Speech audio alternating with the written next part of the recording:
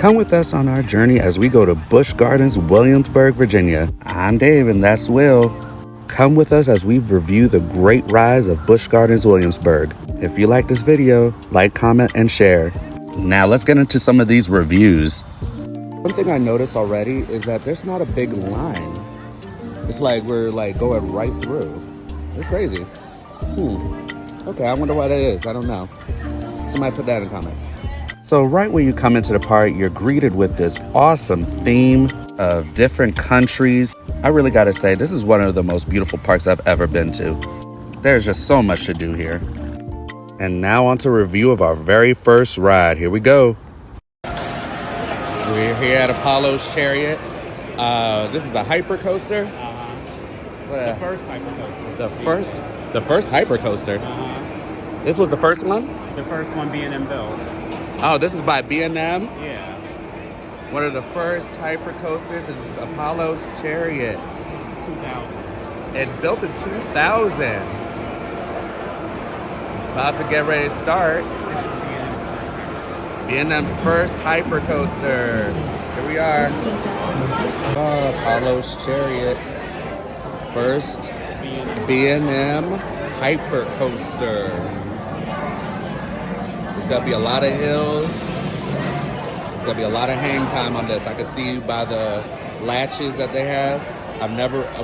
Okay, so we rode Apollo's Chariot, the first hyper coaster manufactured by B&M. So the very first hyper coaster, B&M, was made in year 2000, right? 99 or 2000. Okay, so for the coaster heads in the community, if you could put in the comments what year did Apollo's Chariot come to Busch Gardens. But we went, and the quick queue, I do have to say, the quick queue kind of like, there was no scan, there was nothing, so it was kind of like, oh, we just showed up ourselves and we was put on.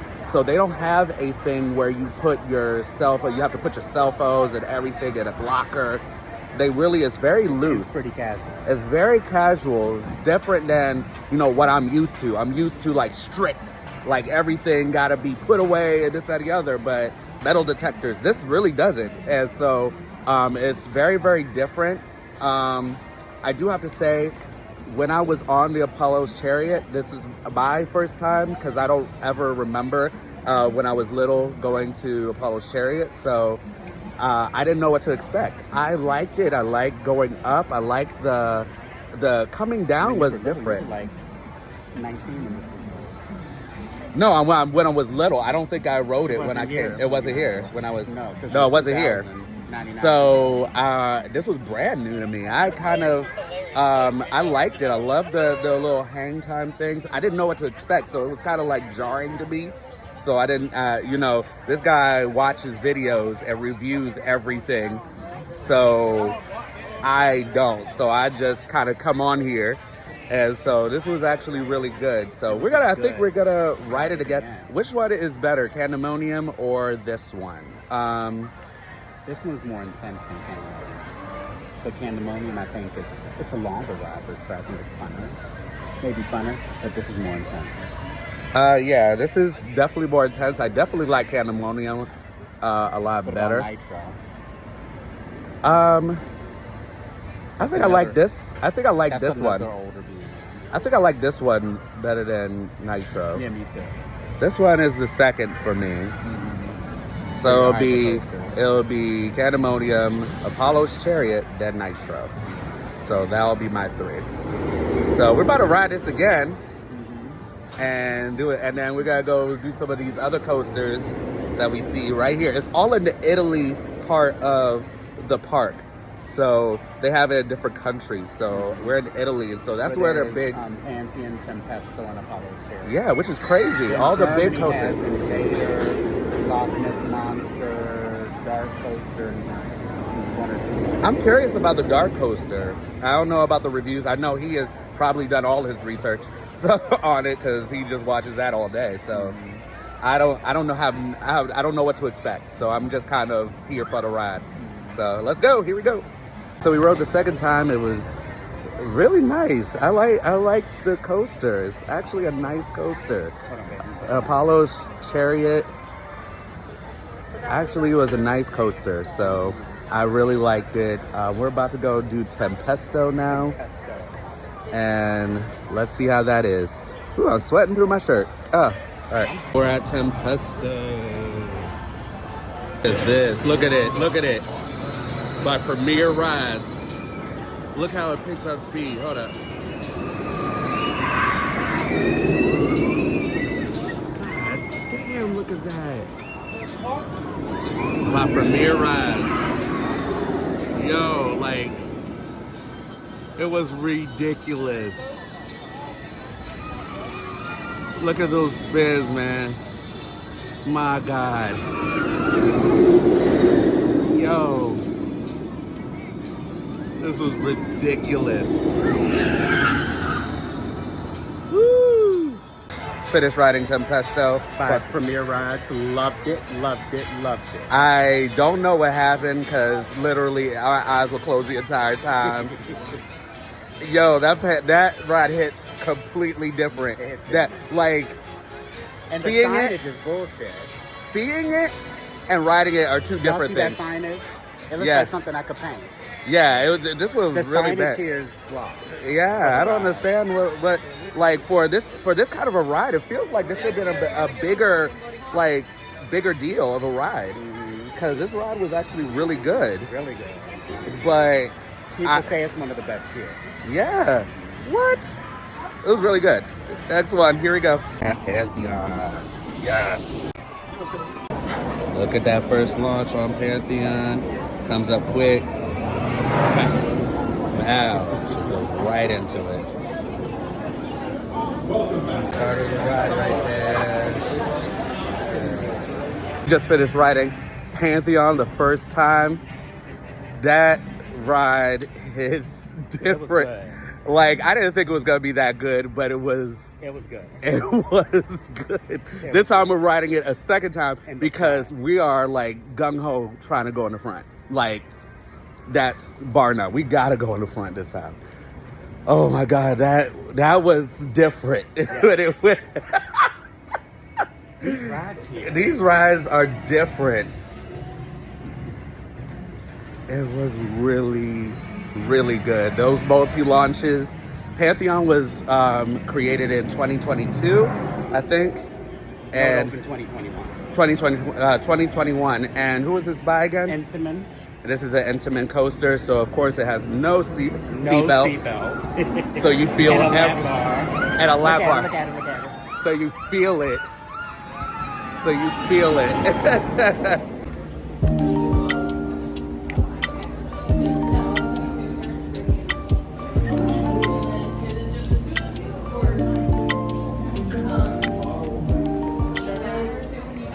Okay, we're here at Verbolten. About to enter into Verbolten. Yeah. We rode Van Verbolten. It's great. We're riding it again because it's actually really great. These coasters have been really surprising us. They are really great. We're going to talk about this more when we do our review, but I'm really surprised at the quality of Busch Gardens rides. They're really good. Really, really good. Like, I'm really surprised. As a coaster head enthusiast, I really do Why didn't we come sooner? I don't know. This is crazy because we live in the DMV. Yeah. I feel like we should have been here a lot sooner. Okay, we just finished riding what's it called again? Verbolten. By Zero. By Zero, which is? A subsidiary, I believe, of Mach-1. Okay, so this ride hits different. Loved it. I am absolutely surprised about the quality of these rides. It is a coaster where you think it's not going to be that great when you first start, but then it just launches you. It's a multi. No, actually three. 3 launches. It's like 3. It's a multi-launch coaster, and from Dark coaster is a launch coaster too. This is a indoor coaster, so if you're afraid of the dark, this might be kind of hard. Mm-hmm. But little kids were riding it. It was not like, it's not a thing where you need to be absolutely strapped in because you're going upside down. It's not a loop. but it's absolutely fast and it is scary. Has a spoiler alert, there is a drop. The whole track drop. Yeah, so it is a spoiler alert, sorry, if you wanted to be surprised. But I was absolutely, utterly surprised. I'm surprised at Busch Gardens. Like, me too. Well, I didn't come here a long time ago. Yeah, I'm absolutely, like, as a coaster junkie, I've come to Kings Dominion so many times. Hershey Park. Hershey Park is great than Kings Dominion. Hershey Park is great, but this is absolutely killer, surprising. Yeah, very surprised.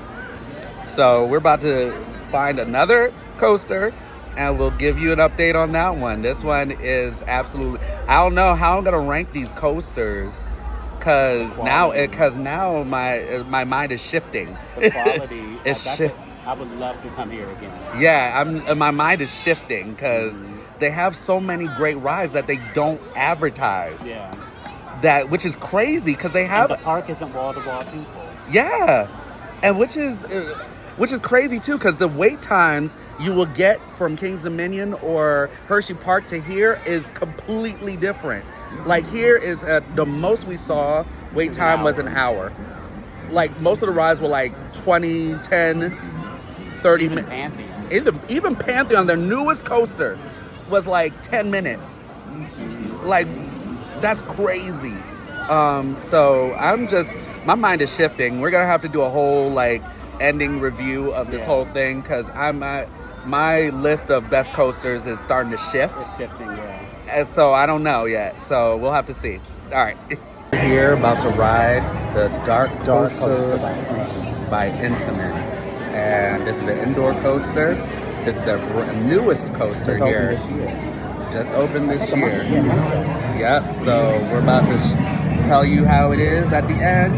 So here we go. Let's go. Okay, so we just finished the Dark Coaster, Intamin's brand new coaster. So I'm gonna just go ahead and ask, what did you think about it? What did you like about it? I enjoyed it. I don't have to ride it again. And be honest. I enjoyed it. I don't know what my expectation was. Because it's Intamin, I expected a little bit more intensity. It had enough intensity. I think it might be a family coaster. It had 2 or 3 launches. 4. I think it had 4. However many. There were some parts of the ride where you could feel the forces. But for the most part, I feel like it's a higher level family coaster. I did enjoy it. Okay, so the real thing is very blah.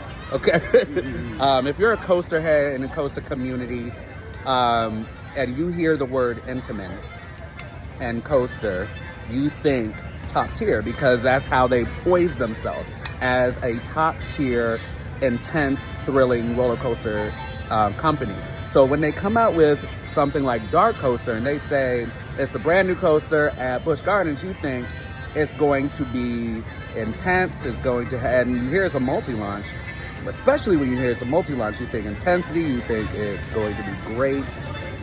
It was very blah. It was very But you did enjoy it though, right? All I did was say we. Like, when I say we, like we, when I do things like that, I mean, it's not really, I'm just trying to have fun. I'm trying to force it. You know, it wasn't like a whoa kind of thing. It was like a wee. So it's a quality roller coaster, because you can see they put a lot of effort into the ambiance of the ride. You see a lot of you see a lot of LEDs, lights, thunder, things going. So it's very good in that sense. But when you're a coaster head, you expect the quality. That's how you're gonna rate it. So this one wasn't it for me, but I could see that it is going to be a great family roller coaster. So on to the next one. Here we go. Okay, so we just rode Alpengeist, and it's a B&M not Invert. Yeah, B&M Invert. Oh, it is. Okay, great. I got it right. The B&M One of the invert. older ones, so it's a little intense. It was intense. Actually, between this one and the B&M invert at Cedar Point Raptor, I actually liked Alpengeist. This one a little bit more. It has a lot more intense turns. Yeah. And it has a nice mid drift where you think like it's over and then it kind of creeps in and then you go again. But I really liked it. It was a fun ride. B&M invert. One of the first B&M inverts. Well, this was built. Do you know what year? Late 90s. Late 90s. Okay. We were So- still in school. Yeah, this was 'Cause actually. I remember hearing commercials. They advertised Alpengeist heavily, actually. Yeah. And this actually was really good, so I liked it. I do have to ask Busch Gardens to start making more seats for for their guests because they need some more seats in the park. That was the only thing. Just prepare to walk. Be prepared to walk. But other than that, the drop was pretty good. It wasn't as like intense as the rest of the ride. It was nice. It was nice loops. A lot of nice, great loops in it. I don't know the kind of loop because Will know a lot more about the kind of loops there, but it was some great loops. Anything you'd like to say, Will, before we move on? I'm just really enjoying this park. I don't know why. I didn't come here a long time ago. They may not have the quantity of Hershey Park or King's Dominion or Six Flags Great Adventure, but they definitely have quality in their roller coasters. Because I think Hershey has 14 or 15, King's Dominion has 14 or 15, Six Flags Great Adventure has 17, and I think this park has maybe 8 or 9. So yeah. Yeah, the quality has been top notch. So I'm very, very happy with this trip. This has been long overdue, and we're about to go into Griffin. The Griffin. Let's go. Let's get it done. Yes. We're here at Griffin. See, this is the drop we're talking about from Griffin. Look at that big ass drop. Here we go. They're about to hang over. For TikTok. They're about to hang over. Here we go.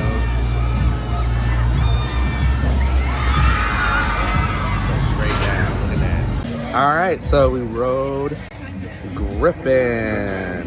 I think it's older than the other drop coasters. Yes, but it's comparable to Valraven over at Cedar Point. I think I liked Valraven a little bit better, but this is a very close second. It's very nice. The drop was really good. The turns, inverts, the second drop was really, really good. Loved it. If you like drop coasters, this is one for you. It has a thing where it like kind of hangs you over before it just drops you down. So Like now. yeah. Let's see, they're about to drop them right now. You hear the screams, yeah. So it was really, really good. We have a couple more coasters to review, including Loch Ness, including what was the other one? Invader. So we have a couple more to review, and then we might ride another one again, because these rides are really high quality. They are. They're very good. We should have been here sooner. The ambiance of this place is very beautiful. The shops are actually open. They actually have shops so you could get things like antiques, pottery, jewelry. Like you can get anything here. Wine, beer, wine tasting. It's just really, really a nice park. I think it justifies the higher price to come here. I think it's a higher price than the rest of them, right? Like a general admission. $59.99. Hershey is $59.99. And this was like 80. $89.99. Yeah, so this was a little bit more expensive, but because it's a lot more quality. So I'm really happy with this. We have a couple more to do, but Griffin is another great, sorry, there's a B, another great coaster. But we got a couple more coasters to go, and then we're gonna give a whole review of everything. All right. I am. That's for me by myself. I'm just kidding. Wait a minute, what is it? We are enjoying some wine. So they're at Busch Gardens. Y'all, you can get wine here, beer. This is definitely a different park. This is a peach spritz champagne. I don't know, but it's good shit. It's good. It's good as hell. It's very different. Makes some funny faces.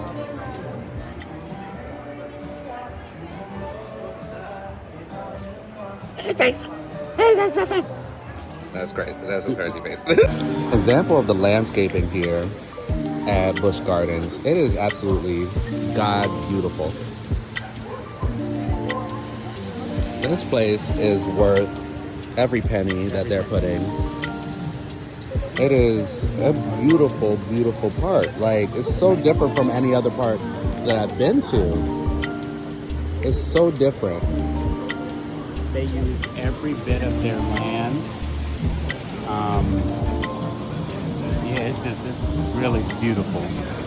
To ride the world famous Loch Ness Monster, built in the 70s. Was it built in the 70s? 78 by Aero Development. By the Aero.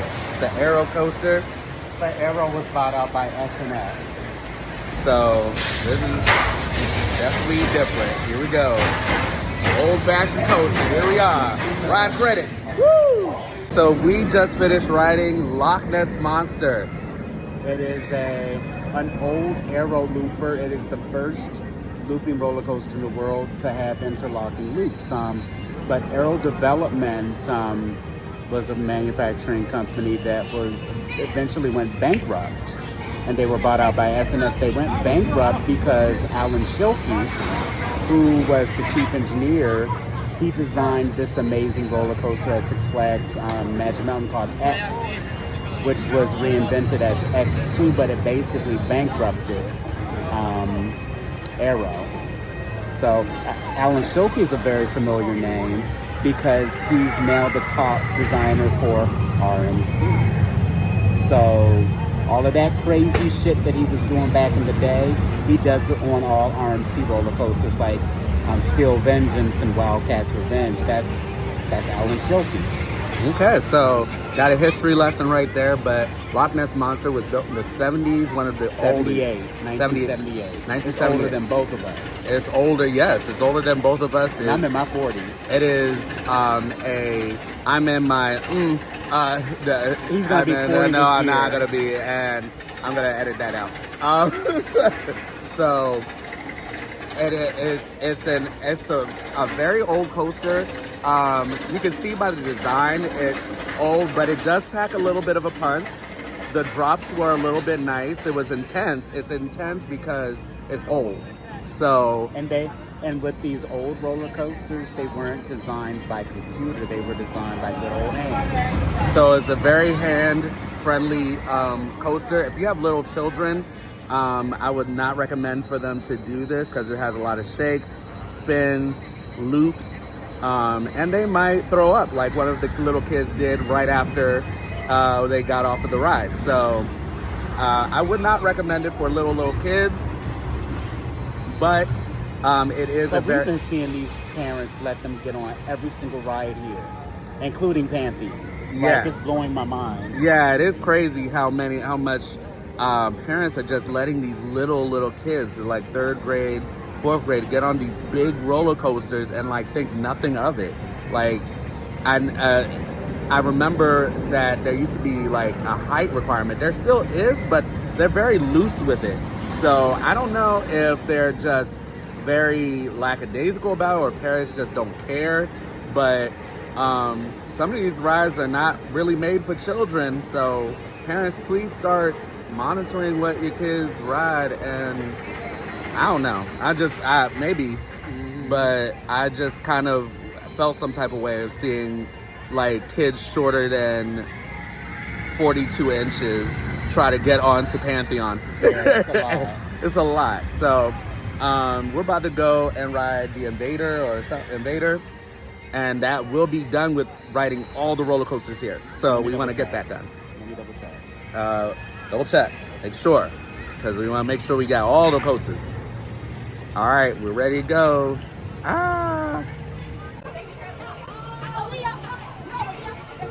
We're about to ride an Invader, a wood coaster. Who's it by again? Who is Invader by? We're about to ride this wood coaster. It was built in 2017, I think. 2017, so it's not a classic. It's not a classic, but yeah, we will see what it's like. All right, here we go. We did it, y'all. We did it, Joe. We did it. We did it, Joe. We rode every single coaster that is here at Busch Gardens. We have done our mission as coaster enthusiasts. Mission accomplished. Mission fucking accomplished. We will give you a review at the end, but this really has been an awesome place. Awesome time. Long overdue. All of the fucking shops are open. All the shops are open. I'm not used to this. We're not used to like Cedar Fair and Hershey Park. They don't have things open. Don't ever be open. Like this is like really different. So it's absolutely beautiful. This place is awesome. I definitely have been wrong about this place, and I should have been here sooner. Yeah. So more review coming. Okay, so we're back from Busch Gardens in Williamsburg, Virginia. Wanted to give a little bit of a review of everything, the whole experience, which was for me definitely amazing. One of the best amusement park experiences. Just coming into the park, it was definitely a very different experience than what I'm used to. Not a lot of crowds. If you noticed in the video, there's not a lot of crowds. It was kind of very seamless coming in. I saw that Not to say that it's like that all the time. Yeah. We've just probably picked a really good day and a really good time. Yeah, but there was people there. There were people there. It just didn't seem like it was as big. And, coming in through the security and then doing the thing, it was just very just bing, bang, boom, boom, just go right into it. And then the first Apollo's Chariot was awesome. Yes. And I don't know if you wanted to say anything about the experience first, because I've been to quite a few amusement parks, and I don't know why I never went to Busch Gardens in Williamsburg. Yeah, it was never something that it's one thing to look on paper and to say they only have this. They only have 7 or 8 roller coasters, and that's it. That's going to occupy all of your time. They don't have a lot of flat rides. Mm-hmm. They don't have a water park, so it just seemed like a place that I could miss or skip out on. Yeah. Little did I know, what they do have is of great quality. Very nice. I was saying to Dave how Hershey Park has 14 roller coasters, and about 7 or 8 of those 14 are world class, and the rest are just kind of there. Whereas Busch Gardens, they have 9. Yeah, I forget how many we did. 8 or 9. But all of them. And all of them were good. Even the one we didn't think, their newest coaster, which was Dark Coaster, we didn't think that was all that. It was still good. It was still, we got off and it was like, okay. Yeah, it was a nice ride. It was a nice ride. It wasn't a blow away ride. Yeah, but all of their rides were of considerable quality. And they put their money into the aesthetic of the park. and the experience. Oh, it's beautiful. I loved the Beautiful landscaping. I loved the lighting. I loved that every single shop, every single restaurant. So if you go to King's Dominion, half the shit is closed. Half the stuff is closed. You go to No, you Hershey. can say shit. You go to Hershey, most of it might be open. You go to Cedar Fair, Cedar Point, half the stuff is closed. Six Flags America, I won't even mention. I don't know why I mentioned that. Yeah. Six Flags Great Adventure, half the stuff is closed. Yeah. And they like the various places we've been to, it's worth the money. I think that the only one that I could say where I've truly, truly, truly enjoyed the overall experience is Hershey Park. I love Hershey Park. Yeah, I love that. Busch Gardens Williamsburg is up there. It's very good. It's up there with it. So the top coasters, in my opinion, at Busch Gardens are Pantheon, definitely number one. Yeah. For me, and then number two will be the Van. I can never get this. Verbolten. For me, it was Verbolten. That coaster was absolutely a huge surprise for me, and it was so much fun. I wanted to ride it again and again and again. I could have rode that the entire time, and then the dive coaster, Griffin. I'm so bad at these names. Was my number three for me. So those are my top three. So my top three were Pantheon, obviously. My number two was Verbolten as well. And my number three was Invader. Oh, really? Their wooden coaster. I really liked it, and I wanted to ride it again. Yeah, but it was getting late. It was getting late. It was a good coaster. It was surprising. Really liked Invader. It's not the biggest. It's not a classic Woody. Is it? No, it's not. It's not. It opened a few years ago in 2017. Okay. So it's not a classic Woody. It doesn't have a classic Woody layout. I really enjoyed it. It was intense enough. It had a steep enough drop. It was enjoyable, and I wanted to ride it again. Yeah. Because we rode almost everything twice at the park, except for we didn't ride Alpengeist twice. We didn't ride Tempesto twice, even though I wanted to. He couldn't handle it. I couldn't. I was about to die. We didn't ride Griffin twice. We didn't, because we was running short on time. Yeah, we were running short on time because we wanted to pick up some everything.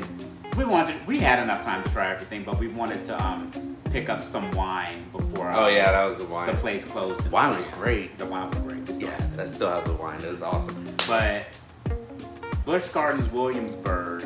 I mean, USA Today listed the top 10 amusement parks in the country for 2023, and Busch Gardens Williamsburg is up there. Yes, it's in the top 10. It's really.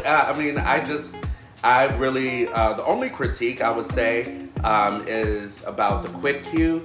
The quick queue. No discernible. There was no real direction on how to use a quick queue, and then when we actually went up there, they were kind of like, "Oh, okay, go."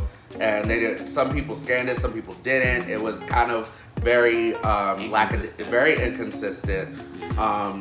Is it worth it? Maybe. If it's a really crowded day, yeah. But could we have done without it? Maybe. It's difficult to predict because when you look at the line for Dark Coaster, that was steep. Because it was brand new. That could easily been an hour wait. Because that was brand new. Verbolten was an hour wait, according to the according to the time. Yeah. But at the same time, the quick queue, I didn't like the fact that we couldn't ride the front or we couldn't ride the back. They told us like there was a discernible, we have to ride the middle, or for some of them they didn't care. But like for the big ones, you had to they had a seat that was specifically for a quick queue, but was not in the front or the back. So like mid to top. Yeah, and I just didn't like that. I just I think because we paid that amount of money, we should be able to decide where we're going to sit as quick queues. So that was the only real criticism. I love the landscape, the animals throughout the park, all of it, and all of the coasters seem to have some kind of great quality about it. And so it was never. I just don't understand why Pantheon's not higher rated on Golden Ticket. I will never understand it. It's very bizarre. That they have coaster. So the Golden Ticket, I believe Apollo's Chariot opened in 98, 99, or 2000. It's B&M's first hypercoaster. Golden Ticket still has that roller coaster in the top 10 for the world of steel roller coasters, whereas